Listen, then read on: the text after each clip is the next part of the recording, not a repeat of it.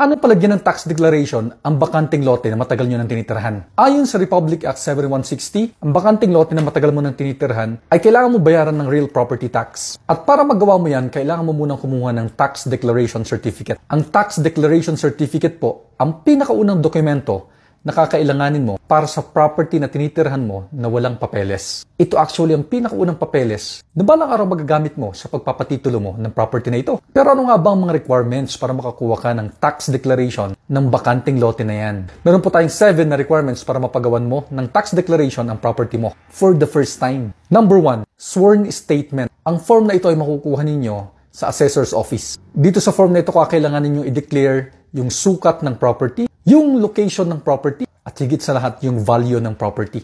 Kayo po ang magde-declare ng value ng property. Ang pinakamadaling paraan para makuha niyo ang value ng property ay magpatulong kayo sa mga appraiser. Ito po ay isang profession din ng real estate industry kung saan sila po ang lisensyadong nagbibigay ng presyo ng mga property. Crucial po ang sworn statement ito, kaya kailangan totoo po yung mga detalye na ilalagay niyo rito. Ikalawang requirement, affidavit of land ownership and possession. Ipapagawa niyo po ito sa isang abogado. Sinasabi lang po ng affidavit na ito na kayo ang nagmamay-ari ng property na ito at matagal na kayong nakatira dito. Ikatlong requirement, affidavit of adjoining lot owners. Kailangan niyo pong ipapirma ito sa mga kapitbahay ninyo na willing mag-testify na taga-roon talaga kayo. Ikaapat na requirement, barangay certification. Ito pong certification nito ay nagpapatunay na residente talaga kayo doon sa barangay na yon.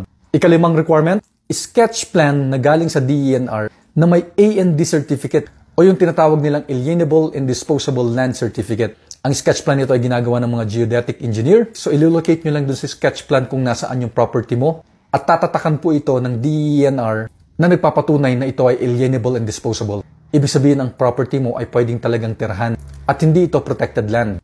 Ika-6 na requirement, cedula and valid ID. Guys, yung valid ID nyo kailangan hindi expired ha. At ang panghuling requirement ay optional lamang. Deed of conveyances, waiver of rights, deed of sale, deed of donation, extrajudicial settlement. Halimbawa lang na yung nakatiwangwang na lote na may claimant na matagal na panahon ay binenta o ipinasa na sa inyo yung right nila doon sa lote. Kailanganin nyo po ang dokumento na ito. Guys, sa susunod ko pong video, i-discuss ko po sa inyo kung ano yung mga dapat nyong malaman bago kayo bumili ng isang naka-tax declaration na lote. Kaya huwag niyo pong kakalimutan mag-follow. Again guys, this is Roman John Yoso, the CEO and President of Prills Corporation. Bye-bye! Ang video na ito ay hatid sa inyo ng Moch Cafe and Bistro.